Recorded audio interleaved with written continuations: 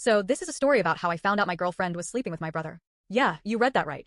My own flesh and blood. And it all started with a damn text message. I'd been dating Sarah for 2 years. 2 years of thinking she was the one. 2 years of picturing a future, a mortgage, maybe even tiny humans running around. 2 years of complete and utter delusion, apparently. Before we continue, hit subscribe and turn on notifications for more real-life Reddit stories. So, it was a Tuesday. Just a regular, boring Tuesday. I was working from home, drowning in spreadsheets and the existential dread that comes with being an accountant. Sarah was at work, which, in hindsight, should have been my first red flag. She worked at a yoga studio, which I always joked was just a front for rich housewives to gossip and stretch. Turns out, she was stretching all right. Stretching the truth, that is. My phone buzzed. It was Sarah. Running late, babe. Big class. See you tonight. Hugs and kisses. I smiled. Sounds good. Pizza for dinner? No reply. Whatever. She was probably busy. I went back to my spreadsheets, feeling vaguely annoyed that I hadn't gotten a yes to the pizza question. Pizza is important, people. Later that afternoon, I needed to grab something from Sarah's laptop bag. She'd left it on the kitchen counter. I unzipped it, reached inside, and my hand brushed against her phone. Wait, what? Sarah never left her phone lying around. She was practically surgically attached to that thing. Alarm bells started ringing in my head, loudly, like a fire truck with a megaphone. I told myself to chill. Maybe she just forgot it. Maybe it was dead. Maybe I was about to uncover a truth that would shatter my entire world. I picked up the phone. No password. Another red flag. Sarah was obsessed with security. Fingerprint scans, facial recognition, the whole 9 yards. Why was her phone unlocked and unguarded? My thumb hovered over the screen. I knew I shouldn't. I knew snooping was wrong. But the fire truck in my head was now accompanied by a full-blown air raid siren. I had to know. I tapped the messages icon. Recent conversations popped up. Mom, Dad. Jessica from yoga. And then a name that made my stomach drop to my toes. Liam. Liam. My brother. My older brother. The golden child. The one who always got everything he wanted. The one I'd always looked up to. The one who was about to become the biggest piece of human garbage I knew. I clicked on the conversation. The first message was from Liam. Can't wait to see you tonight. Winky face. My blood ran cold. A single, insidious thought wormed its way into my brain. Tonight? Sarah's reply. Me neither. It's going to be a long day. Need you to relieve some stress. Winky face. I scrolled further. My vision blurred. My hands started to shake. The messages went back for months. Months of secret rendezvous, coded language, and blatant, disgusting flirting. Thinking about your amazing body. Miss your touch. Can't stop fantasizing about last night. I felt like I was going to throw up. My head was spinning. The room started to tilt. I stumbled back, knocking over a stack of cookbooks. They crashed to the floor with a deafening thud. I barely registered the noise. I was too busy trying to process what I was reading. My girlfriend. My brother. Doing that. Behind my back. For months. The pizza question from earlier suddenly felt incredibly naive. I slammed the phone down on the counter. I needed to confront her. Now. I paced back and forth, trying to formulate a plan. What was I going to say? How was I going to react? I was a volcano of rage and heartbreak, about to erupt. An hour later, I heard the key in the door. Sarah walked in, all smiles and sunshine. Hey, babe. Sorry, I'm late. The class ran over. She trailed off as she saw my face. What's wrong? I took a deep breath. We need to talk. Her smile faltered. Okay, about what? I grabbed her phone from the counter and shoved it in her face. Explain this. She stared at the screen, her eyes widening in horror. She tried to grab the phone, but I pulled it away. Who's Liam? I asked, my voice dangerously low. She stammered. I don't know what you're talking about. Don't lie to me, Sarah. I read the messages. I know everything. Her face crumpled. Okay, fine. But it's not what you think.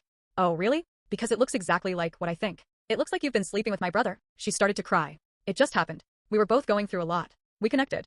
Connected? You connected your genitals to my brother's genitals. That's not a connection, Sarah. That's a betrayal of the highest order.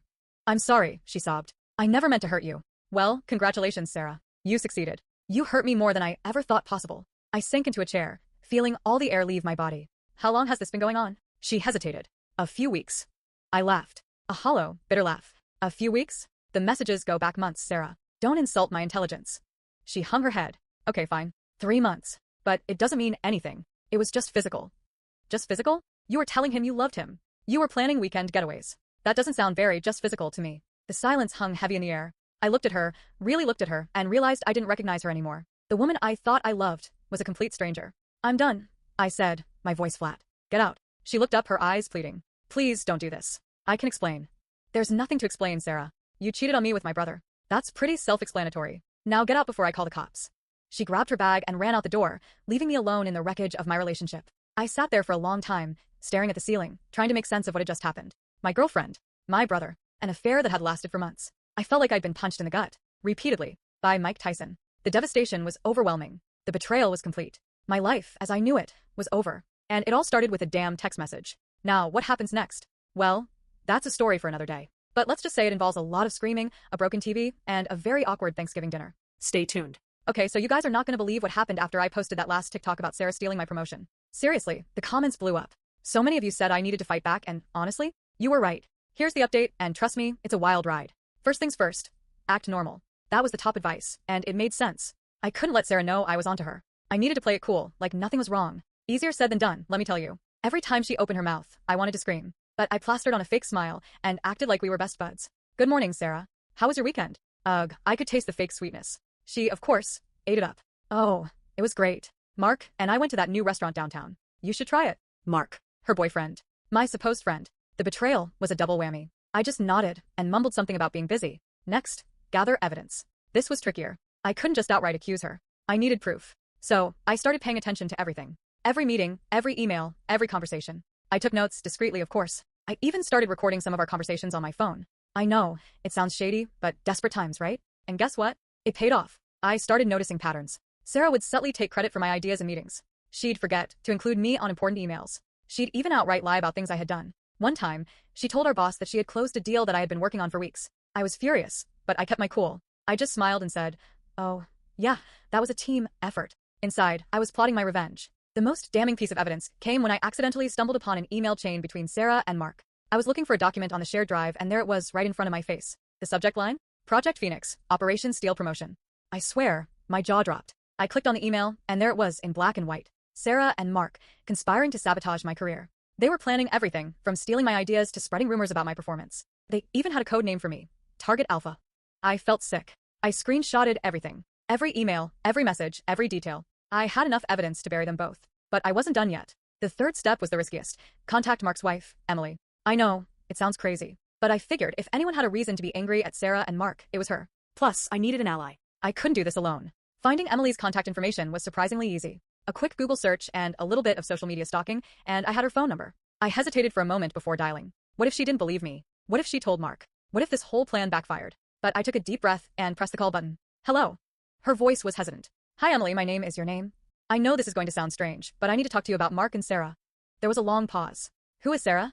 I explained everything. About the promotion, about the email chain, about the affair. I told her everything I knew, laying out the evidence I had gathered. She was silent for a long time. Then she started to cry. I knew it, she sobbed. I knew something was going on. He's been acting so distant lately.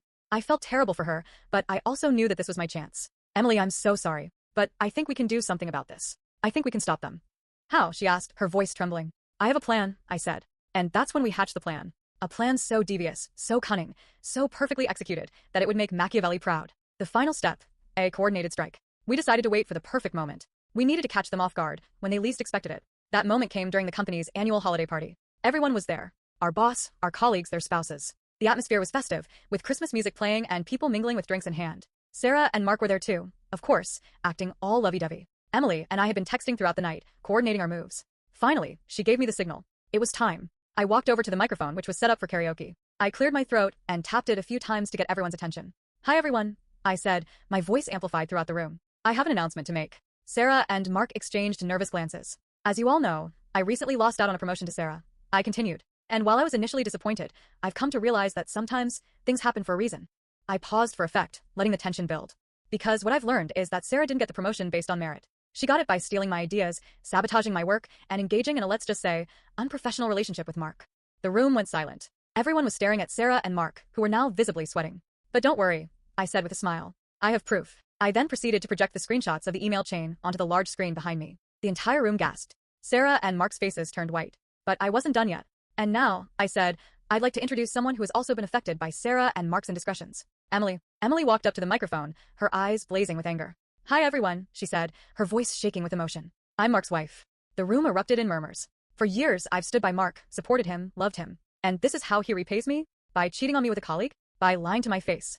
She turned to Mark, her voice filled with venom. You disgust me.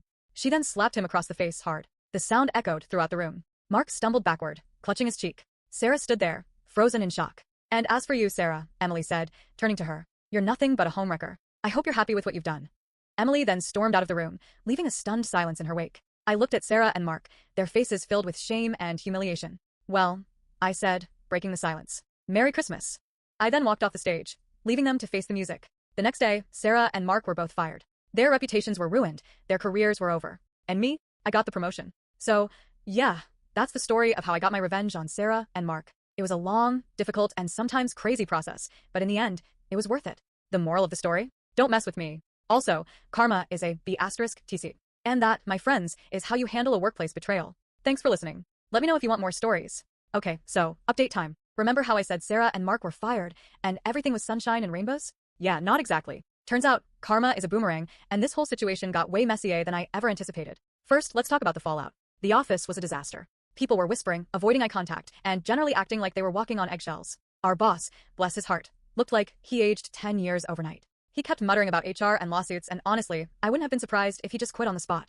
The promotion? Yeah, I got it, but it felt tainted. Like I hadn't actually earned it, but rather, won it by default. Plus, everyone was looking at me differently. Some were supportive, patting me on the back, and saying I deserved it.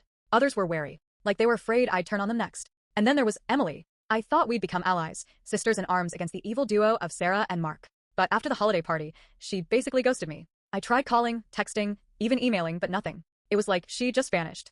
I started to feel guilty. Had I used her? Had I manipulated her anger for my own gain? The thought gnawed. Remember how I said I had receipts? I wasn't kidding. Emily, and I spent the last week compiling everything. Screenshots, audio recordings, thank God for voice memos, even a damn spreadsheet detailing the times Mark was supposedly working late when he was actually at Sarah's apartment. We were thorough. Borderline obsessive, maybe. But justified. The party was in full swing. Fake smiles, forced laughter, the whole shebang. Sarah, in her ridiculously expensive dress, was working the room, accepting compliments like she actually deserved them. Mark was glued to her side, looking smug. They were practically glowing with, well, whatever sick satisfaction they were getting from betraying us. Emily squeezed my hand. Ready. I took a deep breath. Let's do this. We found an empty corner near the sound system. I signaled to the DJ, who, bless his heart, was a friend of Emily's and totally in on it, and he cut the music. The room went silent. All eyes on us. Hey everyone, I said, my voice surprisingly steady. I have a little announcement to make. It's about Sarah and Mark. A ripple of nervous energy went through the crowd. Sarah's smile faltered. Mark went pale. I know you all think they're the perfect couple, I continued, but I'm here to tell you that's a lie. A carefully constructed, manipulative lie. I held up my phone. I'm going to play a few things for you. Things that Sarah and Mark probably don't want you to hear. I played the first audio recording. It was Sarah talking to Mark on the phone, her voice dripping with ugh. Did you tell Liam you were working late again? She purred. Good. He's so clueless. It's almost pathetic. A collective gasp went through the room. Liam, bless his trusting soul, stood frozen, his face white.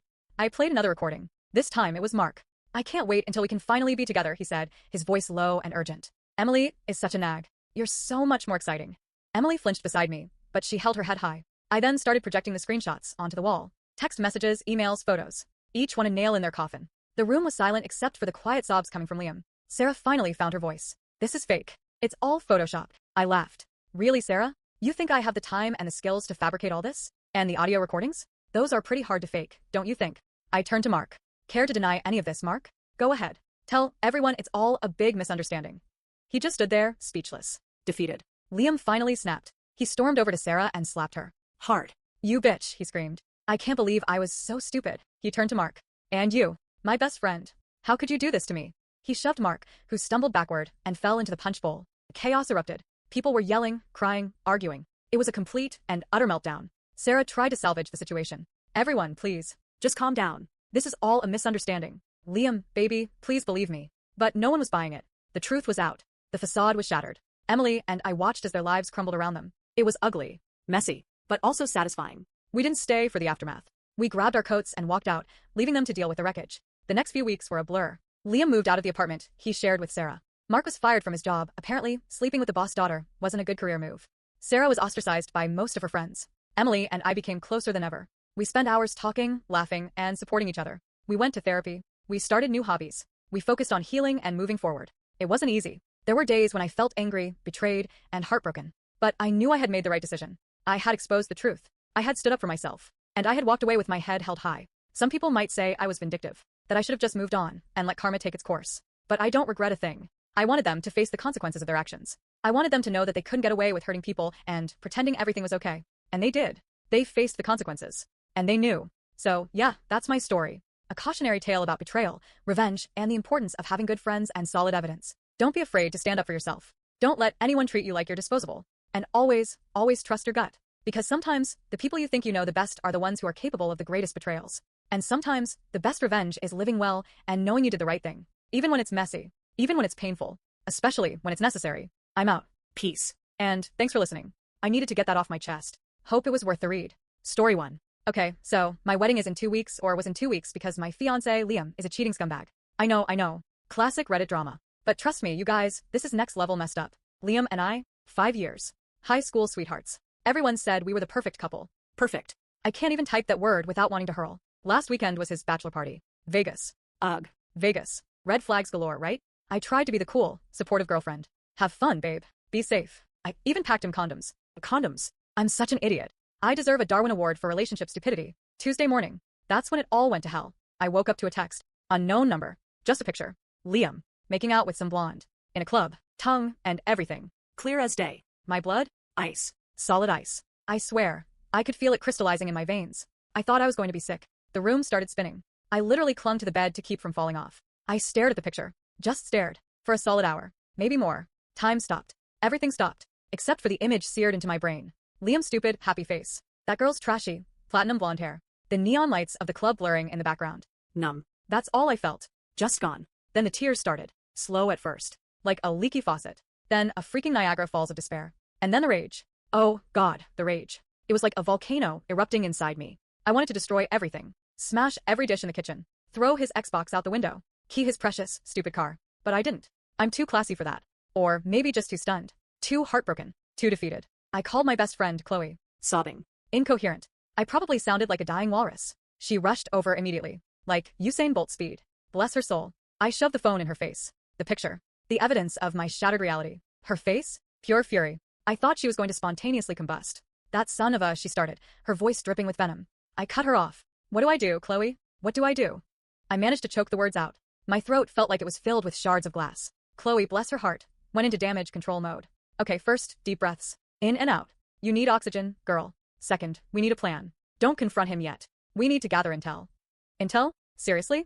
I felt like I was in a bad spy movie. But honestly, I was so lost, so completely and utterly devastated. I just went along with it. I was a puppet. Chloe was pulling the strings. That afternoon was a blur. A horrible, agonizing blur. I couldn't eat. Couldn't sleep. Just replaying the picture in my head. Over and over and over. Liam's face. That girl's stupid blonde hair. The flashing lights. A personal hell loop. On repeat. Forever. He called that evening. All cheerful. All oblivious. All smug. I could practically hear the. Because what I've learned is that Sarah didn't get the promotion based on merit. She got it by stealing my ideas, sabotaging my work, and engaging in a, let's just say, unprofessional relationship with Mark. The room went silent. Everyone was staring at Sarah and Mark, who were now visibly sweating. But don't worry, I said with a smile. I have proof. I then proceeded to project the screenshots of the email chain onto the large screen behind me. The entire room gasped. Sarah and Mark's faces turned white. But I wasn't done yet. And now, I said, I'd like to introduce someone who has also been affected by Sarah and Mark's indiscretions. Emily. Emily walked up to the microphone, her eyes blazing with anger. Hi everyone, she said, her voice shaking with emotion. I'm Mark's wife. The room erupted in murmurs. For years, I've stood by Mark, supported him, loved him. And this is how he repays me? By cheating on me with a colleague? By lying to my face. She turned to Mark, her voice filled with venom. You disgust me. She then slapped him across the face hard. The sound echoed throughout the room. Mark stumbled backward, clutching his cheek. Sarah stood there, frozen in shock. And as for you, Sarah, Emily said, turning to her, you're nothing but a homewrecker. I hope you're happy with what you've done. Emily then stormed out of the room, leaving a stunned silence in her wake. I looked at Sarah and Mark, their faces filled with shame and humiliation. Well, I said, breaking the silence. Merry Christmas. I then walked off the stage, leaving them to face the music. The next day, Sarah and Mark were both fired. Their reputations were ruined, their careers were over. And me? I got the promotion. So, yeah, that's the story of how I got my revenge on Sarah and Mark. It was a long, difficult, and sometimes crazy process, but in the end, it was worth it. The moral of the story? Don't mess with me. Also, karma is a B*TC.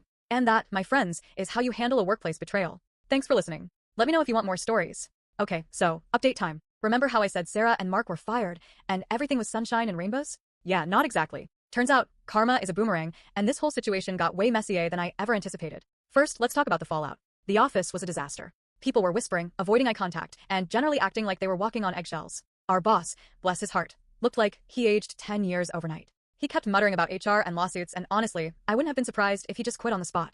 The promotion? Yeah, I got it, but it felt tainted. Like I hadn't actually earned it, but rather, won it by default. Plus, everyone was looking at me differently. Some were supportive, patting me on the back and saying I deserved it. Others were wary, like they were afraid I'd turn on them next. And then there was Emily. I thought we'd become allies, sisters in arms against the evil duo of Sarah and Mark. But after the holiday party, she basically ghosted me. I tried calling, texting, even emailing, but nothing. It was like she just vanished. I started to feel guilty. Had I used her? Had I manipulated her anger for my own gain? The thought gnawed. Remember how I said I had receipts? I wasn't kidding. Emily and I spent the last week compiling everything. Screenshots, audio recordings, thank God for voice memos, even a damn spreadsheet detailing the times Mark was supposedly working late when he was actually at Sarah's apartment. We were thorough. Borderline obsessive, maybe. But justified. The party was in full swing. Fake smiles, forced laughter, the whole shebang. Sarah, in her ridiculously expensive dress, was working the room, accepting compliments like she actually deserved them. Mark was glued to her side, looking smug. They were practically glowing with, well, whatever sick satisfaction they were getting from betraying us. Emily squeezed my hand. Ready. I took a deep breath. Let's do this. We found an empty corner near the sound system. I signaled to the DJ who, bless his heart, was a friend of Emily's and totally in on it, and he cut the music. The room went silent. All eyes on us. Hey everyone, I said, my voice surprisingly steady. I have a little announcement to make. It's about Sarah and Mark. A ripple of nervous energy went through the crowd. Sarah's smile faltered. Mark went pale. I know you all think they're the perfect couple, I continued, but I'm here to tell you that's a lie. A carefully constructed, manipulative lie. I held up my phone. I'm going to play a few things for you. Things that Sarah and Mark probably don't want you to hear. I played the first audio recording. It was Sarah talking to Mark on the phone. Her voice dripping with ugh. Did you tell Liam you were working late again? She purred. Good. He's so clueless. It's almost pathetic. A collective gasp went through the room. Liam, bless his trusting soul, stood frozen, his face white. I played another recording. This time it was Mark. I can't wait until we can finally be together, he said, his voice low and urgent. Emily is such a nag. You're so much more exciting. Emily flinched beside me, but she held her head high. I then started projecting the screenshots onto the wall. Text messages, emails, photos. Each one a nail in their coffin. The room was silent except for the quiet sobs coming from Liam. Sarah finally found her voice. This is fake. It's all Photoshop. I laughed. Really, Sarah? You think I have the time and the skills to fabricate all this? And the audio recordings? Those are pretty hard to fake, don't you think? I turned to Mark. Care to deny any of this, Mark? Go ahead. Tell everyone it's all a big misunderstanding. He just stood there, speechless. Defeated. Liam finally snapped. He stormed over to Sarah and slapped her. Hard. You bitch, he screamed. I can't believe I was so stupid. He turned to Mark. And you, my best friend.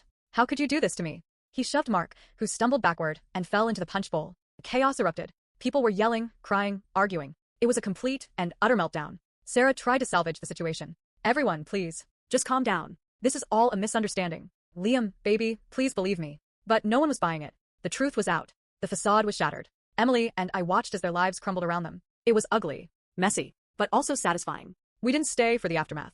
We grabbed our coats and walked out, leaving them to deal with the wreckage. The next few weeks were a blur. Liam moved out of the apartment he shared with Sarah. Mark was fired from his job. Apparently, sleeping with the boss' daughter wasn't a good career move.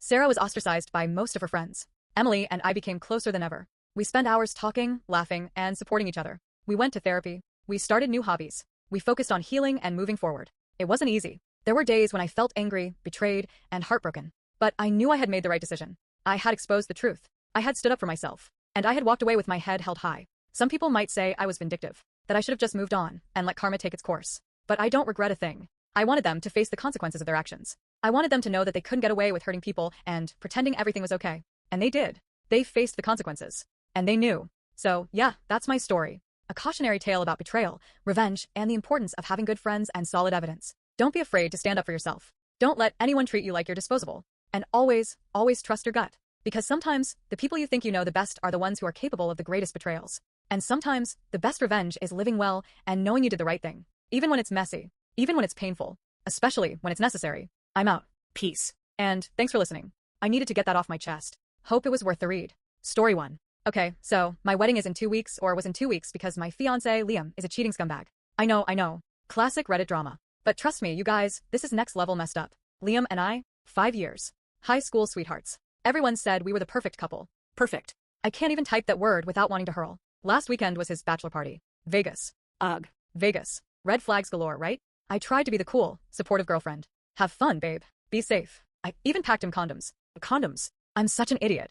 I deserve a Darwin Award for relationship stupidity. Tuesday morning. That's when it all went to hell. I woke up to a text. Unknown number. Just a picture. Liam. Making out with some blonde. In a club. Tongue and everything. Clear as day. My blood? Ice. Solid ice. I swear. I could feel it crystallizing in my veins. I thought I was going to be sick. The room started spinning. I literally clung to the bed to keep from falling off. I stared at the picture. Just stared. For a solid hour. Maybe more. Time stopped. Everything stopped. Except for the image seared into my brain. Liam's stupid, happy face. That girl's trashy, platinum blonde hair. The neon lights of the club blurring in the background. Numb. That's all I felt. Just gone. Then the tears started. Slow at first. Like a leaky faucet.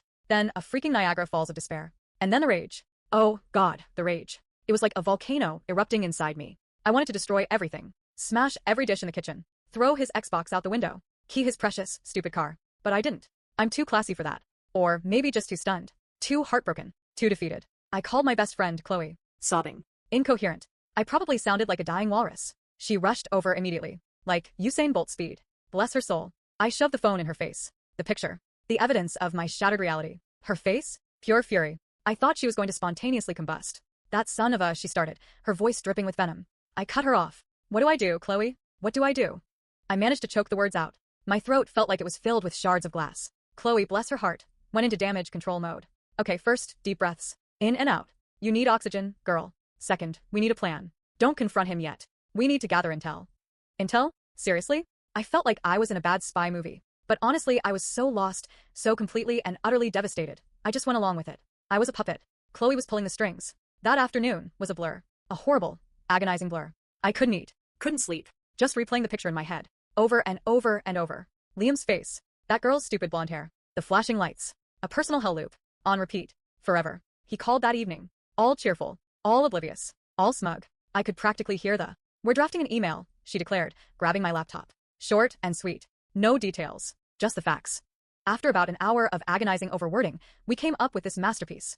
Dear friends and family, due to unforeseen circumstances, the wedding between Sarah and Liam has been cancelled. We appreciate your understanding. Sincerely, Sarah. Short. Sweet. To the point. And completely devoid of the real reason, which was exactly what I wanted. We hit send, then braced ourselves. The floodgates opened. My phone blew up. Texts. Calls. Emails. Facebook messages. Everyone wanted to know what happened. OMG, Sarah. What happened? Are you okay? Is everything alright? Did someone die? Tell me everything. I ignored them all. Every single one. I couldn't deal with the questions. The pity. The gossip. I felt like my life was imploding. My dream wedding. My perfect relationship. My future. Gone. Vanished. Reduced to ashes. I couldn't stay in my house. Every corner held a memory of Liam. Every picture mocked me. I felt like I was suffocating. I'm staying with you, I told Chloe, grabbing a bag and throwing in a few essentials. I can't be alone right now. Chloe didn't hesitate. My couch is your couch. My wine is your wine. My ears are your ears. I'm here for you. I collapsed on her couch and cried. Ugly, snotty, gasping sobs. I cried until my eyes were swollen and my throat was raw. I don't know what the future holds. I don't know how long it will take me to heal. I don't know if I'll ever trust another man again. But I do know one thing. I deserve better than Liam. I deserve better than a liar and a cheater. I deserve someone who will cherish me. Someone who will respect me. Someone who will be faithful to me. And one day, I'll find him. But for now, I'm just trying to survive. One day at a time. One glass of wine at a time. One episode of reality TV at a time. Wish me luck, Reddit. I'm going to need it. It's been a month since I nuked my wedding and honestly, some days I feel like I nuked myself along with it. A month.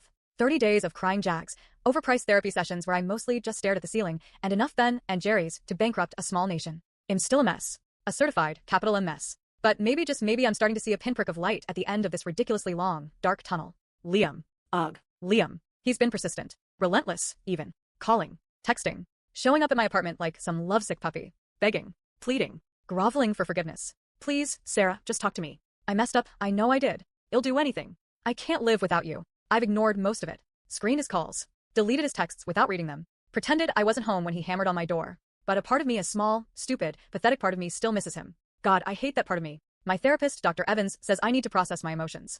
Grieve the loss of the relationship. Figure out what I want for my future. It's okay to feel sad, Sarah. It's okay to feel angry. It's okay to feel confused. You need to allow yourself to experience these emotions. Don't bottle them up. What do you want, Sarah? Not what you think you should want. What you truly desire. Easier said than done, lady. Way easier said than done. I started going back to work. Back to the lab. Back to staring at petri dishes and analyzing data. Back to pretending everything was normal. It helps, actually. Having something to focus on. Something other than the gaping hole in my chest where my future used to be. But every now and then I'll catch myself staring off into space. Replaying the memories. The good ones. The ones where Liam wasn't a lying, cheating well, you know. Wondering what could have been. Wondering if I made the right decision. Wondering if I threw away something truly special because of one stupid mistake. Chloe has been my rock. My absolute, unwavering, ride or die rock. Girl, you dodged a bullet. A freaking missile, actually. Don't you dare second guess yourself. You deserve better. So much better. Come on, let's go out. Well, get drunk, dance on tables, and forget all about that loser. She's dragged me out to bars, to movies, to pottery classes, which I was surprisingly terrible at. She's forced me to eat actual meals when all I wanted was ice cream and self-pity. She's listened to me cry for hours without judgment. I don't know what I would do without her. Seriously. One evening, I was working late in the lab, trying to finish up a particularly tricky experiment. The kind that requires laser focus and unwavering concentration. The kind that's almost impossible to do when your brain is a swirling vortex of sadness and regret. My phone buzzed. It was Liam. Again. I almost ignored it. I almost deleted it without reading it. But something stopped me. Curiosity? Weakness? Self-destructive tendencies? I don't know. I opened the message. Sarah, please. Just one coffee. 5 minutes. I just want to explain. My heart pounded. My palms started to sweat. I knew I shouldn't. I knew it was a bad idea. But fine, I texted back. Tomorrow, 10 a.m. The bean scene. I instantly regretted it. What was I doing? Was I actually considering forgiving him? Taking him back? I spent the rest of the night tossing and turning, replaying every argument, every tear, every moment of betrayal. The next morning, I woke up with a knot in my stomach the size of a grapefruit. I almost called him to cancel. I almost hid under the covers and pretended the world didn't exist. But I didn't. I got dressed. I put on makeup more than usual because I looked like death warmed over. And I drove to the bean scene. He was already there, sitting at a table by the window. Looking well, he looked terrible, like he hadn't slept in days. His eyes were red and puffy. His hair was a mess. He looked like a ghost of the man I used to love. He stood up when he saw me, his face lighting up with a desperate kind of hope. Sarah, he said, his voice hoarse. Thank you. Thank you for coming. I sat down. I didn't say anything. I just stared at him, waiting. I know I messed up, he said, his voice trembling. I know I hurt you. I know I broke your trust. And I am so sorry. He took a deep breath. It was a mistake, Sarah. A stupid, drunken mistake. It didn't mean anything. It was just a moment of weakness. A moment of weakness? I repeated, my voice cold. You slept with another woman a week before our wedding. That's not a moment of weakness, Liam. That's a conscious decision. I know, he said, his eyes pleading. I'm not trying to excuse it. I'm just trying to explain. I was stressed. I was scared. I felt like I wasn't good enough for you. Not good enough for me? I scoffed. Seriously? That's your excuse? You cheat on me because you think you're not good enough for me? No, that's not what I meant, he said, his voice rising. I felt like I was losing you. You were always so busy with work. Always so focused on your career. I felt like you didn't need me anymore. So you decided to sabotage our relationship? I asked, incredulous. That was your solution? To destroy everything we built together? He didn't answer. He just looked down at his hands, shamefaced. I love you, Sarah, he said softly. I know I don't deserve you, but I love you more than anything in the world, and I'll do anything to win you back. I looked at him, really looked at him, at the man I had planned to spend the rest of my life with, the man who had broken my heart into a million pieces. And I realized something. I didn't love him anymore. Not the way I used to. Not with that all-consuming, unconditional love that I had felt before. Maybe I still cared about him. Maybe I still had some lingering affection for him. But the love, the real, true love was gone. Replaced by anger. By resentment. By a deep, unshakable sense of betrayal. I appreciate you saying that, Liam, I said, my voice surprisingly calm. But it's too late. You broke my trust. And I don't think I can ever forgive you for that. His face crumpled. He looked like he was about to cry. Please, Sarah, he begged. Don't do this. Don't throw away everything we had. We don't have anything anymore, Liam, I said, standing up. You threw it away. And I'm not going to pick up the pieces. I turned and walked away. I didn't look back. It wasn't easy. God, it wasn't easy. There were days when I wanted to run back to him. When I wanted to believe his apologies. When I wanted to pretend that none of it had ever happened. But I didn't. I stayed strong. I kept going to therapy. I leaned on Chloe. I focused on my work. And slowly, gradually, I started to heal. I started to remember who I was before Liam. Before the wedding. Before the heartbreak. I remembered that I was smart. That I was capable. That I was independent. That I was strong. And I realized that I didn't need him. I didn't need anyone to complete me. I was whole on my own. A few months later, I got a promotion at work. I started dating again. Casual, low-pressure dates. Nothing serious. Just fun. I even started traveling. I went to Italy with Chloe. We ate pasta, drank wine, and laughed until our stomachs hurt. I hiked in the mountains. I swam in the ocean. I saw the world. And I realized that life was good. Really good. What do you think of my story? Drop your comment. Story 3. Brenda and the birthday party from hell. My life is a sitcom, except nobody's laughing. Especially not me. And definitely not after Brenda's birthday bash. Brenda. Just the name makes my eye twitch. She's the queen of passive-aggressive comments. The ninja master of backhanded compliments. Thinks I'm trailer trash who snagged her perfect son. Which, okay, maybe I'm not country club material, but I love Mark. And he loves me. Or at least, he did before Brenda unleashed her special brand of crazy. This birthday party was her Super Bowl. Her Olympics. Her chance to prove to the entire world, or at least the snooty members of the Willow Creek Country Club, that she was still fabulous, still relevant, still better than me. The country club was exactly what you'd expect. Manicured lawns, fountains that shot water way too high, and people dressed like they'd swallowed a catalog. I hate these places. Mark knows I hate these places. But appeasing Brenda is Mark's Olympic sport. I knew it was going to be bad the second we pulled into the valet. Brenda had texted me, like, 7 times that day to make sure I was appropriately dressed. Which, translated from Brenda speak, meant don't embarrass me in front of my friends. Mark squeezed my hand. Just smile and nod, babe. Well, get through this. Easy for him to say. He's immune to Brenda's venom. He's been inoculated since birth. We walk in and BAM. Over the top doesn't even begin to describe it. There were ice sculptures, a live band playing elevator music, and enough floral arrangements to trigger my allergies for a week. Brenda had made sure to casually mention how much everything cost every 5 minutes leading up to the party. I expected it to be extravagant. Still, I wasn't prepared for the sheer scale of it. Wow, I managed, trying to sound impressed instead of horrified. Mark chuckled nervously. She really went all out. All out was an understatement. It was like a Kardashian wedding but with more beige. And then I saw her. Brenda was wearing this ridiculous, sparkly dress that screamed, "Look at me." It was like a disco ball had exploded and attached itself to her body. She was holding court, surrounded by her gaggle of gossiping friends. All of them looked like they'd been dipped in formaldehyde and then accessorized with diamonds. I had a feeling something was going to happen. A bad feeling. The air was thick with tension and cheap perfume. It was Brenda's world, and we were all just living in it. Uncomfortably. She spotted us and her eyes narrowed, but then she plastered on a fake smile that didn't reach her eyes. "Mark, darling." And she paused, pretending to forget my name. "Oh yes, my name. So glad you could make it." The way she said my name, like it was a particularly unpleasant flavor of cough syrup. Mark kissed her cheek. "Happy birthday, Mom. You look great." Brenda preened. "Thank you, darling. I do try." She then turned her laser focus on me. "That's a very interesting dress, my name." My dress was a simple, elegant black dress. Classic. Flattering. Apparently, not Brenda proved. "Thank you," I said, trying to keep my voice even. "I thought it was appropriate." "Appropriate," she echoed, drawing out the word like it was something distasteful. "Well, as long as you're comfortable." Translation: "You look like you raided a funeral home." Her friends tittered. I wanted to punch them all in their Botoxed faces. "Mom," Mark said, a warning tone in his voice. Brenda waved a dismissive hand. "Oh, relax, darling. I'm just making conversation." Conversation, my ass. She was laying the groundwork, setting the stage for the Brendapalooza of humiliation that I knew was coming. She turns to her cronies. "Isn't my name just a breath of fresh air? So down to earth." The cronies cackled. I wanted to disappear. Mark puts his arm around me. "She looks beautiful, Mom." Brenda's smile tightened. "Of course, darling. Everyone looks beautiful when they're young."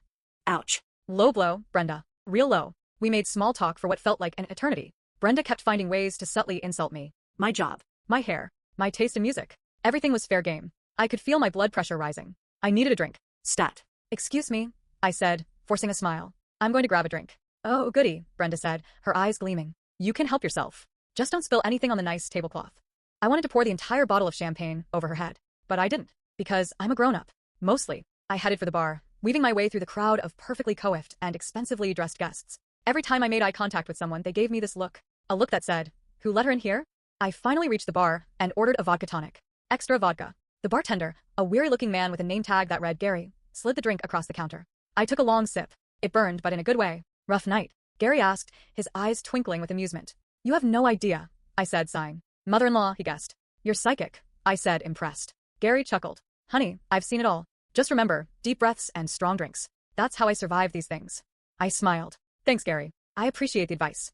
I took another sip of my drink and scanned the room. Mark was still talking to Brenda and her friends. He looked uncomfortable, like he wanted to be anywhere else. I felt a surge of sympathy for him. He was stuck in the middle, trying to please everyone. It couldn't be easy. But then I remembered all the times he'd let Brenda walk all over me. All the times he'd failed to stand up for me. And my sympathy evaporated. I finished my drink and decided to go mingle. Or at least pretend to mingle. I grabbed a handful of hors d'oeuvres, tiny quiches that tasted vaguely of sadness, and started making my way through the crowd. I overheard snippets of conversations. Talk of golf scores, stock options, and plastic surgery. It was like a parody of wealthy people. I bumped into a woman wearing a dress that looked like it was made of peacock feathers. "Oh, excuse me," I said. "Watch it," she snapped, glaring at me. "This is a Valentino." "My bad," I said, rolling my eyes as I walked away. I saw Brenda across the room, laughing with her friends. She caught my eye and gave me a smug little smile. That's when I knew something was definitely going to happen. And it wasn't going to be good. I felt a tap on my shoulder. I turned around and saw a woman I'd never met before. She was older, maybe in her late 60s, with kind eyes and a warm smile. "You must be my name," she said. "Yes," I said cautiously. "And you are?" "I'm Carol," she said. "I'm a friend of Brenda's." My heart sank. "Here we go." "Oh," I said, trying to sound polite. "Nice to meet you, Carol." "Nice to meet you too," she said. "I just wanted to tell you that I think you look lovely tonight." I was surprised. "Thank you," I said, genuinely touched. "That's very kind of you." "Don't let Brenda get to you," Carol said, lowering her voice. "She can be difficult." "You have no idea," I said, sighing. "I've known her for a long time," Carol said. She's always been like this. Insecure. Needy. She needs to feel like she's in control. "Well, she's certainly succeeding," I said dryly. Carol smiled. "Just remember, it's not about you. It's about her. Don't take it personally." Easier said than done, I thought. "Thanks, Carol," I said. "I appreciate that." "Anytime," she said. "Now, if you'll excuse me, I need to go refill my wine glass. This party is exhausting." I watched her walk away, feeling a little bit better. Maybe not everyone here was a judgmental snob. So, the cake. Let's talk about the cake. Brenda, bless her heart, always had to one-up everyone. And her wedding? The ultimate competition. The dress? Designer. The venue? A freaking castle. The flowers? Probably cost more than my car. But the cake, oh god, the cake. It was huge. Like, seriously, a monstrosity. 3 tiers. Each bigger than my torso. Covered in pink roses, the kind that probably cost $5 a pop. And edible glitter. Everywhere. Like a freaking unicorn threw up on it. It was so over the top, it was almost offensive. Brenda was loving it. Standing behind it, posing for pictures. Fake smiling, the kind that doesn't reach her eyes. She was lapping up the attention. Every flash of the camera, every ooh and ah from the guests, just fueled her ego. You could practically see it inflating. I was standing off to the side, sipping champagne, watching the whole ridiculous scene unfold, trying to look supportive. But honestly, I was seething. Years of Brenda's constant need to be the center of attention, to be better than everyone else, had finally reached its boiling point. And then it happened. She took a step back. Just one little step. But it was enough. There was a chair. A stupid, ornate, gold-plated chair. Just sitting there. Menacingly. Now here's where things get a little hazy. Did she trip? Absolutely. Was the chair leg partially to blame? Maybe. Did I perhaps subtly nudge it with my foot as she took that fateful step? Well, that's between me and the wedding gods. All I know is 1 second Brenda was posing, the picture of bridal perfection. The next, she was going down. Fast. Arms flailing, eyes wide with panic. A silent scream escaping her perfectly glossed lips. It was like watching a slow-motion train wreck. Except instead of a train, it was a bride. And instead of a wreck, it was a faceplant. And she went down hard. Face. First. Into. The. Cake. The sound. Oh God, the sound. A sickening splish followed by a muffled shriek. Like a whale breaching in a sea of frosting. Time seemed to stop. The music faded. The clicking of cameras ceased. Everyone just stood there. Mouths agape. Frozen in disbelief. And then silence. For a beat. Maybe two. And then laughter. Not for me. Not at first. I was too busy trying to process what I had just witnessed. But then it started. A few nervous giggles. A suppressed snort. And then, a full-blown eruption of laughter. I looked at Brenda. Or what was left of her. Picture this. Brenda, covered head to toe in pink frosting and rose petals. Her perfectly sculpted updo now a sticky, sugary mess. Her designer dress, once pristine white, now adorned with abstract art made of cake. She looked like a deranged sugar plum fairy. A monstrous, glitter-covered confectionery creation. It was the most glorious, absurd thing I'd ever seen. And then I lost it. I started laughing. Not a polite chuckle. Not a nervous giggle. But a full-on, belly-shaking, tears streaming down my face laugh. I couldn't help it. It was just too much. The years of pent-up frustration, the sheer ridiculousness of the situation, the image of Brenda's face buried in that monstrosity of a cake, it all just came pouring out.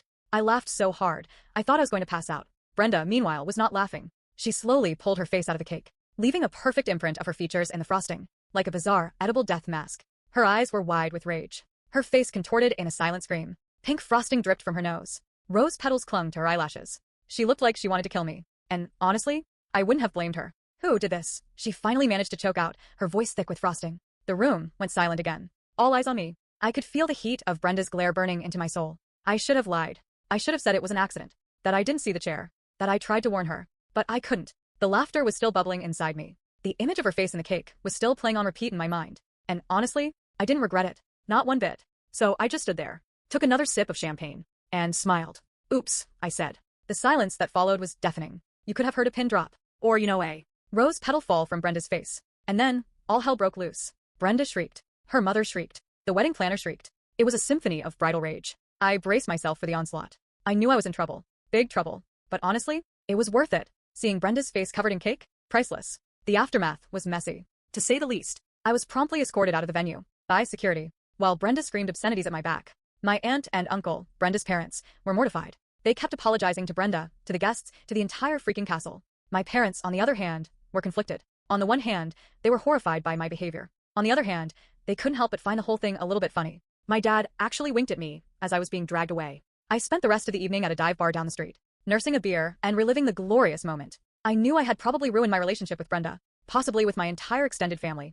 But honestly, I didn't care. I had finally stood up to her. I had finally broken free from her constant need to be the best. And I had done it in the most spectacular, ridiculous way possible. So yeah, that's the story of how I ruined my cousin's wedding. Was it wrong? Probably. Do I regret it? Not even a little bit. And you know what? I think Brenda secretly deserved it. Okay, so I know what you're all thinking. I'm a terrible person. A horrible cousin. A wedding crasher extraordinaire. And maybe you're right. But let me tell you a little bit about Brenda. Brenda and I grew up together. We were inseparable as kids. Best friends. Partners in crime. But as we got older, things started to change. Brenda started to get competitive. About everything. Grades. Boys. Clothes. Everything was a competition. And Brenda always had to win. She was always prettier, smarter, more popular. Or, at least, that's what she wanted everyone to think. She constantly put me down. Made fun of my clothes, my hair, my interests. She always had to be the center of attention. The life of the party. The star of the show. And I, being the shy, introverted cousin, always faded into the background. I let her get away with it for years. I thought that's just how things were. That Brenda was just Brenda. But inside I was seething. I resented her for her constant need to be better than me. I resented her for her arrogance and her vanity. I resented her for making me feel like I was never good enough. And the wedding? It was the final straw. It was the culmination of years of Brenda's one-upmanship. The ultimate display of her superiority. I couldn't take it anymore. I had to do something. And so, I did. I know it was wrong. I know I shouldn't have done it. But in that moment, as I watched Brenda posing behind that ridiculous cake, I just snapped. I saw years of pent-up frustration and resentment flash before my eyes. And I couldn't resist. I had to knock her down a peg. Literally. So yeah. I ruined her wedding. But honestly, it was a long time coming. And maybe, just maybe, it was what she needed. A little dose of reality. A little reminder that she's not perfect. That she's not better than everyone else. That sometimes, even the most carefully constructed facades can crumble. Especially when faced with a rogue chair leg and a well-placed foot. Okay, so I know I said I didn't regret it. And I don't. Not really. So, you guys will not believe what happened at my sister-in-law's baby shower. I tried. God, I really tried. My jaw ached from clenching. My eyes watered from the effort. But the image. Brenda. Cake. Everywhere. It was too much. A tiny snort escaped. Like a trapped chihuahua. I clamped my hand over my mouth. Eyes wide. Praying no one noticed. Ahem, Brenda said, wiping a glob of pink frosting from her forehead. She looked like a deranged unicorn. A very pregnant, very angry unicorn. Another snort. This one louder. More confident. Like the chihuahua had found its bark. My husband, Mark, shot me a look. A look that could curdle milk. The "you are embarrassing me" look he perfected years ago. It usually worked. Not today. Because then a giggle. A real giggle. High-pitched and bubbly. Like a helium balloon escaping. I bit my lip. Hard. Tasted blood. Didn't matter. And then the dam broke. It started as a chuckle. A low rumble in my chest. Then it escalated. Quickly. Into full-blown, unadulterated, belly-aching laughter. Huh. I barked, the sound echoing in the suddenly silent room. Tears streamed down my face. My stomach hurt. My sides ached. I couldn't breathe. But I couldn't stop. Brenda. The cake. The sheer absurdity of it all. It was too much. People stared. Mouths agape. Eyes wide. Like they were watching a train wreck. Or maybe a very public mental breakdown. Brenda's glare could have melted steel. It was a laser beam of pure, unadulterated rage. I swear I saw steam coming out of her ears. Mark looked mortified. Absolutely and completely mortified. He was trying to subtly pull me away. Like I was a rogue firework. Honey, he hissed, his voice tight. Stop. Please. Just stop. But I couldn't. I was lost in it. Drowning in a sea of giggles and guffaws. The laughter bubbled up from somewhere deep inside. A place I hadn't visited in years. A place filled with joy and absurdity. Ha ha ha. I roared, clutching my stomach. Aunt Mildred, bless her heart, actually jumped. She clutched her pearls and muttered something about hysteria. Even Brenda's mother, a woman who usually radiated sweetness and light, looked like she wanted to slap me. But I couldn't stop. The laughter just kept coming. Wave after wave. Everyone went silent. The only sound was my uncontrollable laughter. It bounced off the walls. Filled the room. A cacophony of mirth. The tension in the room was so thick you could cut it with a frosting knife. A very pink, very sugary, very sticky frosting knife. What would Brenda do? I mean, seriously. She was pregnant. She was hormonal. She was covered in cake. And I was laughing. Directly at her. This wasn't going to end well. I knew it. But I still couldn't stop laughing. The silence stretched.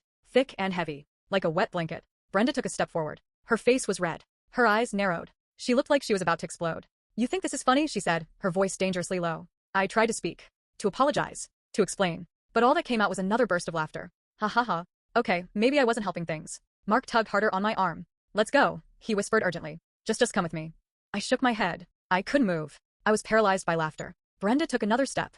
She was getting closer. I could smell the cake. The fake vanilla. The artificial sweetness. You think it's funny that I'm pregnant? She said, her voice trembling. That I'm about to bring a life into this world? That I'm celebrating with my family and friends? I finally managed to choke out a word. No, but it was too late. The damage was done. Brenda's eyes filled with tears. Real tears. Not the sugary, cake-covered kind. You've always been jealous of me, she said, her voice cracking. You've always tried to undermine me. And now you're ruining my baby shower. The laughter died in my throat. Just like that. Snuffed out like a candle in the wind. Guilt washed over me. A cold, heavy wave. She was right. I had been jealous of her. Of her perfect life. Her perfect husband. Her perfect house. Her perfect baby on the way. I hadn't meant to ruin her baby shower. But I had. I'm sorry, I said, my voice barely a whisper. I didn't mean to. Just go, she said, turning away. Just leave. Mark didn't hesitate. He grabbed my hand and pulled me out of the room. Out of the house. Into the bright, unforgiving sunlight. We didn't say a word. We just got in the car and drove away. Leaving behind the cake, the presents, and the shattered remains of a baby shower. And my relationship with my sister-in-law. I know I messed up. Big time. But honestly, for a few glorious, fleeting moments it was the funniest thing I'd ever seen. And maybe that's the problem. So, Reddit, AITA? I feel terrible but also a little bit relieved. Like I finally let out something I've been holding in for way too long. Tell me what you think. I'm bracing myself for the comments. Update, Mark is still furious. He hasn't spoken to me since we left the baby shower. He's sleeping on the couch. I think I'm in big trouble. Update 2, Brenda called. She was surprisingly calm. She said she understood. Sort of. She said I need to apologize to her mother. And Aunt Mildred. And probably everyone else who was there. Great. Update 3, I apologized. To everyone. It was awkward. Very awkward. Aunt Mildred is still giving me the side eye, but Brenda seemed to appreciate it. I think. Update 4. Mark is still on the couch, but he brought me coffee this morning. Progress? Maybe. Update 5. I think I need therapy. Update 6. Okay, so a few people have asked what exactly Brenda looked like with a cake on her face. Picture this. A very pregnant woman, covered head to toe in pink frosting, with sprinkles in her hair and a cherry stuck to her nose. She looked like a walking, talking birthday cake. It was a sight to behold. Update 7. I'm starting to think I might be the villain in this story. Update 8. Mark finally came back to bed. He said he's still mad, but he misses me. Small victories, people. Small victories. Update 9. Brenda sent me a picture of the baby shower cake. It was a disaster. Completely ruined. She said they had to order a new one. I feel even worse now. Update 10. I'm going to bake Brenda a new cake. A really, really good one. Maybe that will help make up for things. Update 11. Baking the cake. It's a 3-layer chocolate fudge cake with raspberry filling and a vanilla buttercream frosting. I'm going all out. Update 12. The cake is done. It looks amazing. I'm actually kind of proud of myself. Update 13. I'm taking the cake over to Brenda's house tomorrow. Wish me luck. Update 14. Went to Brenda's. She loved the cake. She even cried a little. I think we're officially good now. Update 15. Mark and I are going on a date night. He said he wants to talk. I'm nervous, but also excited. Update 16. Date night was great. We talked. We laughed. We even danced. I think we're back on track. Update 17. I'm still going to therapy. It's helping. A lot. Update 18. I learned a valuable lesson from all of this. Sometimes it's okay to laugh, even when you're not supposed to. But you also have to be responsible for your actions. And you have to apologize when you mess up. Update 19. I'm officially the crazy aunt now. I'm okay with that. Update 20. Thanks for all the support, Reddit. You guys are the best. Even the ones who called me an AH. I appreciate your honesty. Let me know what y'all think of my story. Please drop your comment.